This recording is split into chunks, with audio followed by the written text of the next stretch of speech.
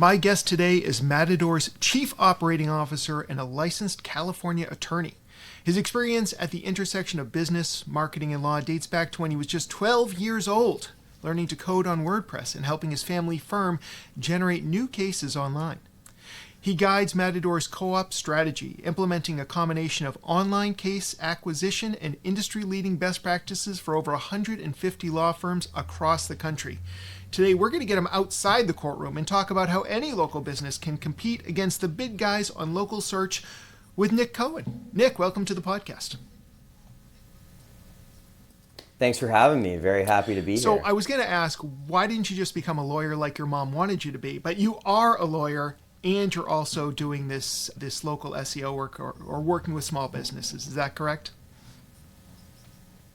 That is exactly right. I come from a huge family of lawyers. Both my parents are trial lawyers. My brother is a lawyer. I have 3 cousins in law school, an uncle who's a lawyer, and another cousin who's a lawyer. And so I was sort of born into this world, and for a long time, I had no interest in being a lawyer. And then as I started working with more and more lawyers, I said, this is also something I want to do. So I went to law school at night. I started law school when I was 24, which was 3 years after I graduated college. And I went to law school at night while building Matador during the day. Pretty impressive story. And I can only imagine what your Thanksgiving dinners must be like with all those lawyers around the table. So Hard. What led you to focus helping local businesses, especially law firms, compete online, especially in markets that are dominated by larger players? It started with my family, right? So I'm 29, and if you go back 17 years to when I was 12, I had started working with my dad, who was also a little bit techie, and started working on his website and really figuring that out just as more of a hobby. And we got really good at it, and there are huge firms in the Washington, D.C. market where I'm from, and they were small to mid-size and quickly just started dominating the market. And, from a search perspective. And over time, people would start to ask us and say, you guys are really good at this. Can you help me? And so we fell into it. And now we've sort of found this sweet spot of helping 1 to 15 attorney firms compete against much bigger ones with 10 times the budget. When we think about competing locally, whether we're a lawyer, CPA, web designer, what are the biggest misconceptions that people tend to have about SEO and digital marketing? Misconception number 1 is that it's not worth it because I'll never win. And unless I'm spending $100,000 a month as a personal injury firm on SEO and pay-per-click and meta and all that stuff, you're never going to win. That's the biggest misconception. And so, sure, if you go and you play the pay-per-click game, you're not going to win on that front in that way. But if you play the SEO, the GEO, the review game, you can absolutely win. And that's the biggest misconception, is that it's hopeless. And it's certainly not. There's tons of great people doing great work in this space, me being one of them, helping these lawyers get cases online, who are very deserving, I should mention, of these cases. So if we strip away the complexity, and I think for a lot of people it does seem like a black box and very complex, what does it actually take for a local business to show up in search? Yeah, so I think if we limit that question to like a search engine, right? So we're talking about Google or Bing, right? A generative engine with ChatGPT, Perplexity, Gemini, Grok, that's a completely different sort of underlying methodology, although there's a lot of overlap. And if we just limit the question to search, what we're thinking about is, okay, do I have great content, right? That says what you do and where you do it and why you're uniquely qualified to help somebody with it? And is it first party efficient, meaning is it your own information that you're applying to the issue, right? Because some people will say, well, there's only so many ways to write about car accidents in New Orleans. Well, maybe what unique spin can you do? What unique case results do you do? What makes you uniquely qualified? So that's like the first bucket of things that you need to do, right? And a lot of this can be done successfully in-house if you're just starting out. Number 2 is code. So we'll talk about, okay, Obviously, you have to have your basics, right? The stuff you learn in like a high school SEO class, like your title tags, your metas, your H1. You also want to have a good looking site that loads fast, right? That's the second piece that you need to be looking for. And that third piece is a backlink. And for a long time, like a decade, people have been saying backlinks are dead. That's not true at all. In fact, they may be more valuable today. And a backlink is simply one website somewhere else listing you and linking to you. That's a backlink. And what it says is, hey, I'm this website over here. I'm giving authority to this website over here. You should rank them higher. And then, of course, the number one thing that I tell my clients, or what we call co-op members, on how they can impact our work together is review generation. If you have 5 hours to spend on marketing a month, you should be spending all 5 of those hours generating reviews. That's the number one thing you can do to help. When you me say help generating reviews, you're obviously not talking about going online and reviewing your own business, your own practice. So what are some of the things that you're advising your clients to do to get those good reviews other than winning the cases? Yeah, so there's a review on Google has to be an accurate experience with your firm, right? But it doesn't have to be a past client that you got a great case result for. It can be somebody that called your office that didn't have a case that you gave a great experience to. And you could say, hey, I'm sorry we weren't able to take your case, but if we were helpful, would you mind leaving us a review? People you engage with, if you do pro bono work, these people can all leave you reviews that are real experiences with your firm. And then you want to make the mechanism for leaving the review really easy. So you don't just want to send an email blast out that says, hey, did you have a good experience, with some dynamic name in there, will you leave us a review? No, that does not get the highest review conversion rate. What you actually want to do in today's world is send a text message that's personalized with a short link that has one click, and on the one click, they just open it up and it opens up that review box. They press 5 stars, write their experience. You need to make it a frictionless experience. And I use the story of my dentist all the time. And so, I love my dentist as much as one can actually love their dentist, right? Which is only a certain amount. But as far as dentists go, I love her. She's great. Every time I leave the office, I get an automated email. How was your experience? Will you leave me a review? I never open it. I never leave the review. Now, somebody, when I actually left, the front desk person or someone on behalf of the dentist themselves said, Nick, so great seeing you today. Glad we talked about XYZ. Could you do me a favor and leave me a review? Here's the short link. Then I would leave the review. So unless you're really coaxing someone into it, people are not going to leave a review for the most part. So make it as easy as possible, but also make it as personalized as possible is what I'm hearing from you. Yeah, we find that it's well worth the work. And if you look at review conversion rate, which is basically how many people do I ask versus how many do I get, the more personalized you go with it, the better chance of getting a good I would think for review dentists, the other option would be is while you're still in the chair and they're thinking about giving you some more Novocaine, that's when you should ask for it. If you give us a good review, we could actually give you some more Novocaine, maybe even some nitrous, and we'll see how that works out. Yeah, exactly. I promise it won't hurt.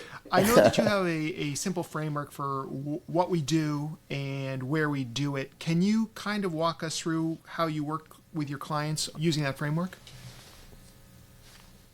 Yeah, so I try to think of this world is such a black box, and in my world, working with attorneys, attorneys have just been ripped off left and right for 2 decades, getting sold, a bag of goods and a magic black box. And so I say, look, here's what you need to think about. You need to think about what you do and where you do it. So when we think about what you do, that means what's everything that somebody comes to me with. So if you're an estate planning lawyer, someone's going to come to you looking for a trust, an irrevocable trust, a revocable trust, potentially probate if you do that, a living will, help me set up business succession planning. And that's what you do. So you put that in one list. If you're a divorce lawyer, it's child custody, alimony, child support, divorce, high net worth divorce, complex divorce, right? That's what you do. Then you say, where do I do it? i.e., where do I want business from? And under that lens, you just want to write out every city or geographic area or neighborhood or state or whatever it is that you do something. Okay, then you put those together, and that gives you a list of what you do and where you do it. And that list could end up being hundreds long. That list is equal to a root keyword, okay? What you do, where you do it. Then you need to make sure, and this is what obviously Matador does, you do, right? You need to make sure you have a piece of content that says what you do and where you do it, and that content has to be really rich and really good. But I find that that framework of thinking for people sort of demystifies how we think about keywords, what you do, where you do it. So once we've mapped out our services and our locations, since we are focused on local SEO right now, is there a way that we can evaluate whether we can realistically compete on those searches? Because it seems like maybe if there's not a lot of, I'm working right now with a PT in part of Maine where he's admitted there's not a lot of local competition. So of course he's crushing them. He's always appearing in the local search. But you take that same business, you pop it into the middle of New York City, and there's going to be 20 people on the same block who might be offering those services. Yeah. So there's a couple ways we do analysis. Obviously, you have the classic way of let's just take my backlink profile, let's take the number of pages of content, and let's take my domain rating or domain authority, depending on what your tool of choice is, Moz, Ahrefs, SEMrush, whatever the tool of choice is today. And that, for me, that's changing every day. And then you're going to say okay, what keyword do I want to rank for, or what keyword cluster do I want to rank for? How strong are the sites that are beating me for those keywords? And then we just draw a line and we say, all right, my domain rating is a 10. They're at 25. What's the path and what's the time it takes to get me to a 25? That's a pretty good starting point and approximation. There's another factor that comes into play here, and we see this a lot. Hyperlocal will beat out a national site that's much stronger. And so I think of it like a bullseye. So it's really easy to rank in your own backyard. You should be able to do that pretty quickly.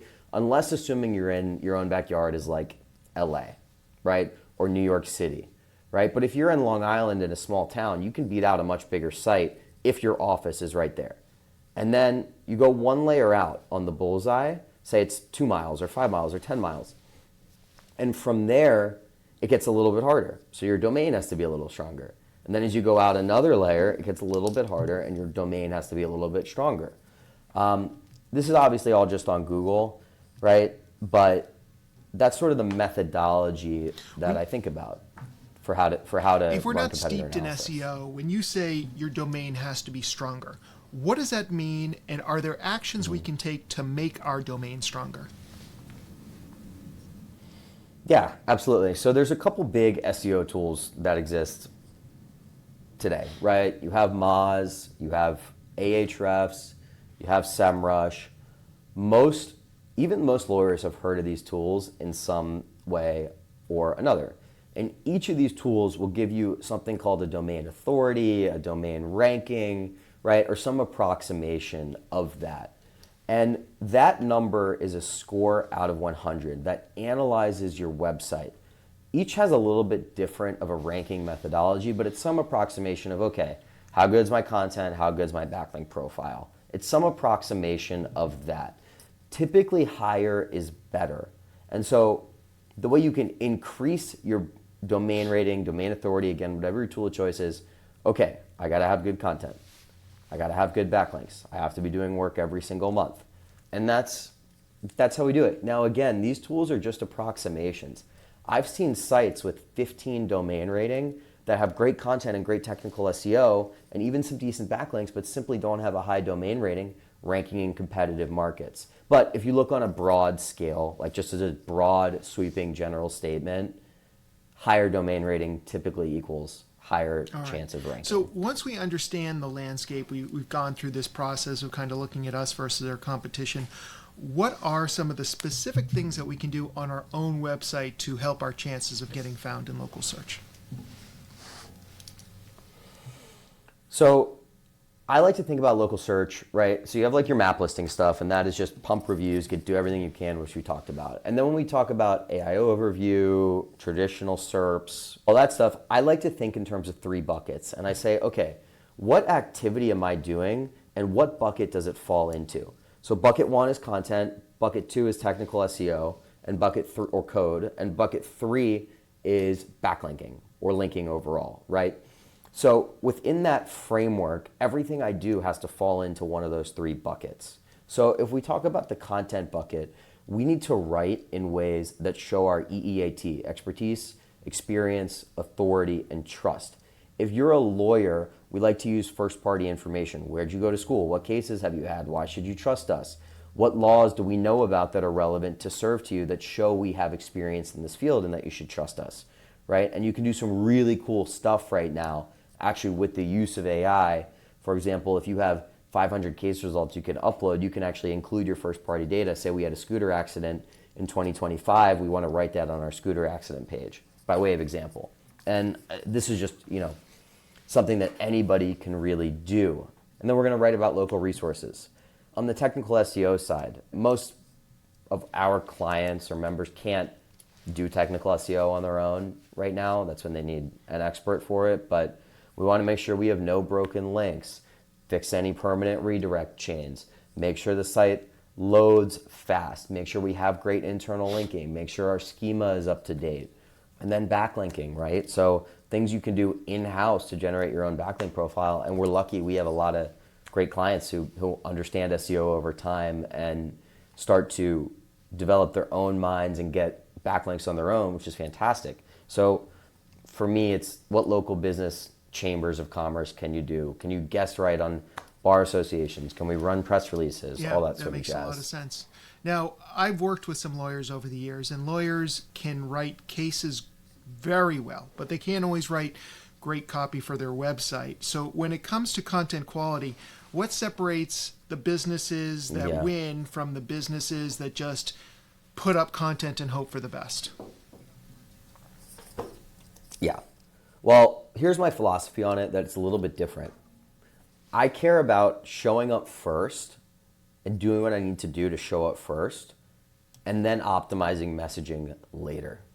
That's more important to me. I'd rather be first with sort of messaging I'm not the happiest with, than 10th with messaging I love.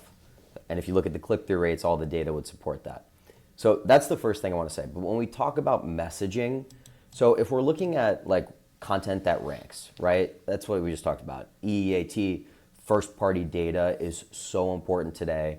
And writing question-focused content that is, actually we're starting to see huge impact on traditional SERP and GEO on question-first content is winning right now. Now, let's go back to that question of how a small firm can compete against a big firm, right? You need to trade on what you have, right? So we know that if you're competing against a big firm, you're not going to get to talk to the lawyer every time. You're not going to talk to the lawyer when you pick up the phone. It's going to be harder. So as a small firm, how can we message around this?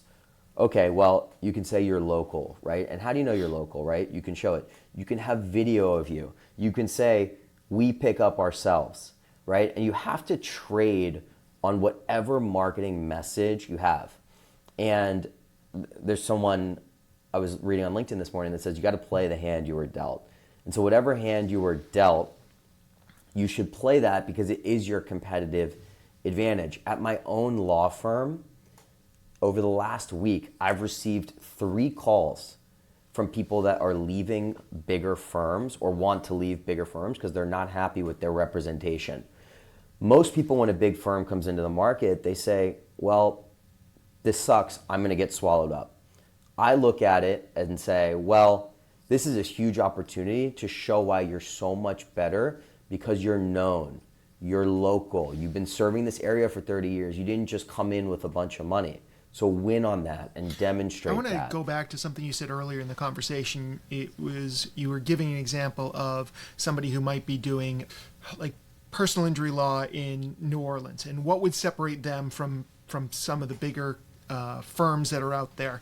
And you said something along the lines of you have to come up with your own premise or your own perspective, what makes you different. That sounds great in theory, but do you have any examples when you've worked with a client where you've helped them uncover something very specific or an approach that they have for DUI that's different than seemingly what every other firm does? Because I think that's where sometimes this gets lost. Everybody knows they need to figure out what makes them remarkable and share that with the world.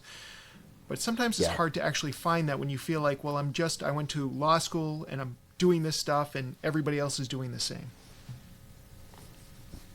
Yeah. Well, lawyers are not business people for the most part, although that's changing pretty quickly. And the way I find out somebody's appropriate messaging is super organic. And so I've had so many calls lately, like as we're bringing new co-op members on, where they'll say something, they'll get fired up about something on the call. And I'll be like, wow, we need to record this, put this into an AI tool, and use this as your messaging, because whatever you just said was so authentic to you that we have to use it. We have to message on it. We have to trade on it.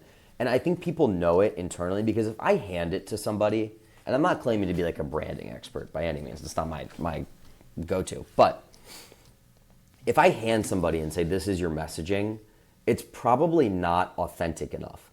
And so you have to tease it out of that person a little bit differently. And so on these calls, I've had so many experiences where it's like, wait, what you just said is perfect. We need to go back to this recording and get this all over the website.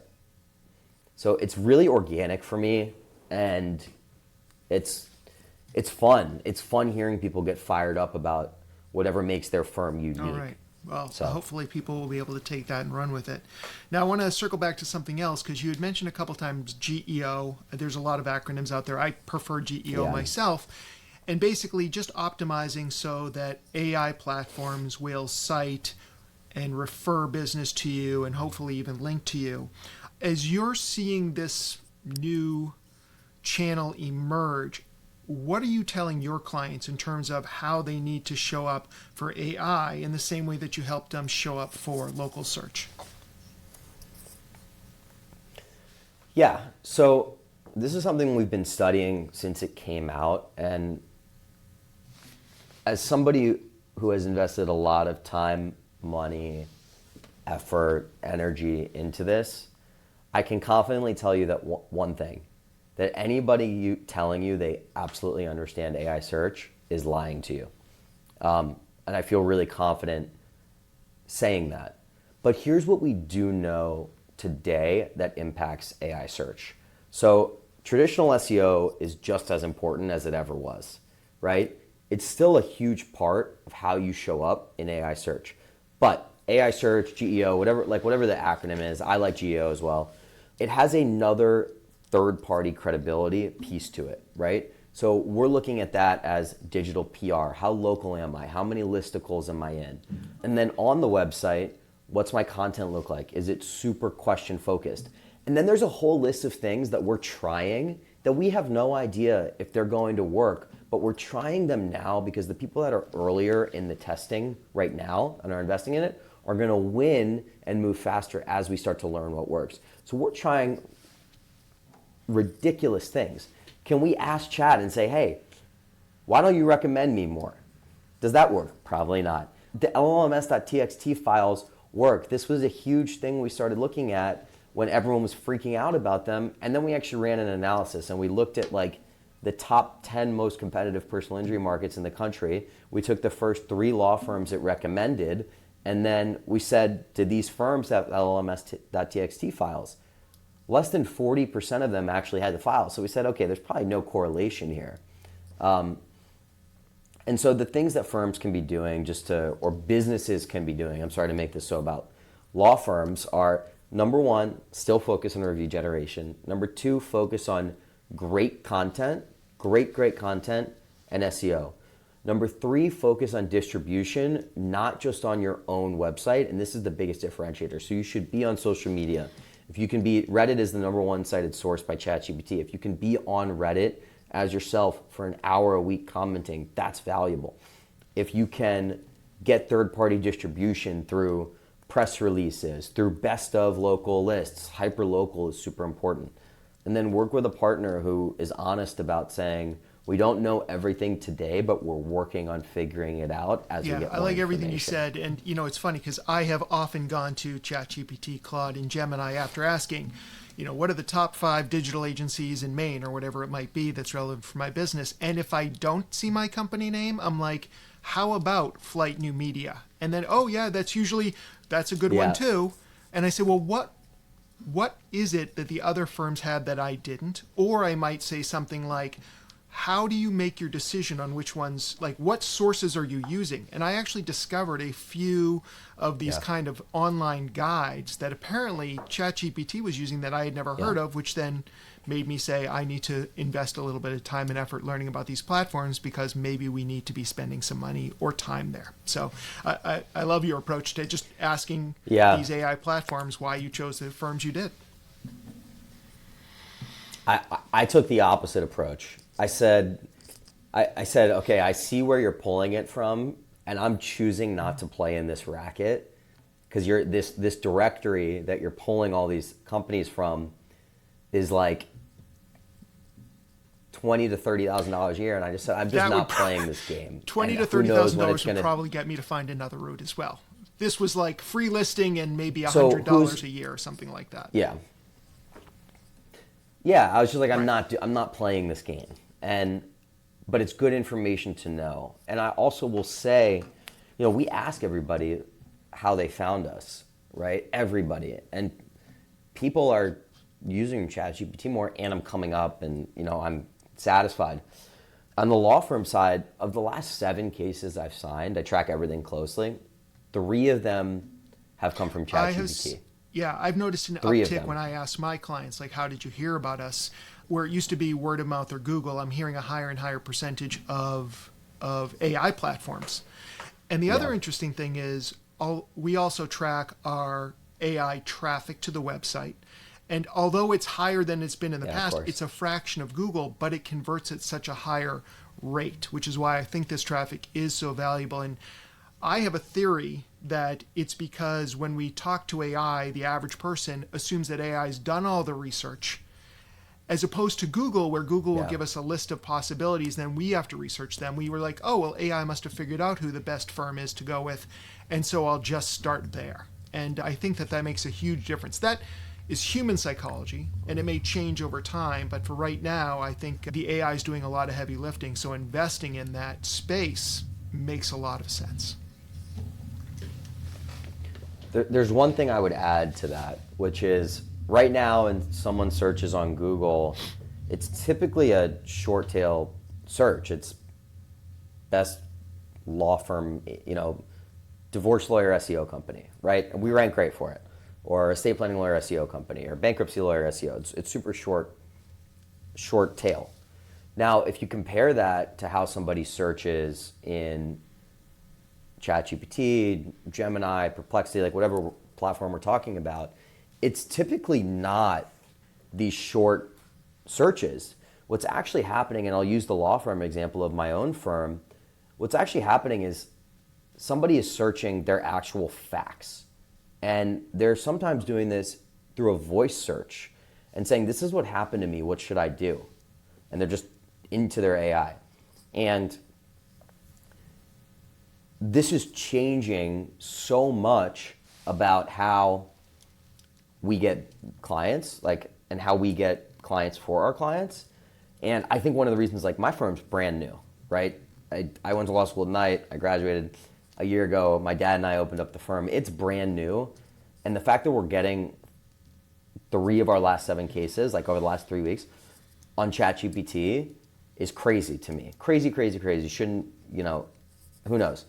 But I think it's because our content is so question focused, and we just revamped everything about how we write. And so we're able to provide more information, be a citable source. Yeah, and I definitely think that there is a lot of overlap between traditional SEO and what we're now calling GEO. So if you were doing a lot of things right with SEO, I think you probably already have a head start on other firms who are just getting started. Nick, if a small 100%. business wanted to get started this week with becoming more competitive in search in their local market, what's the first thing they should do?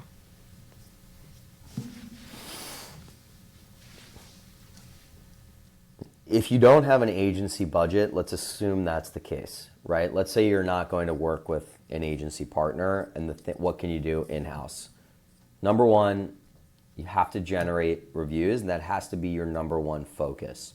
Before you start to worry about having an amazing website, before you start to worry about SEO, before you start to worry about GEO, number one thing you can do is generate reviews. This is helpful for two reasons.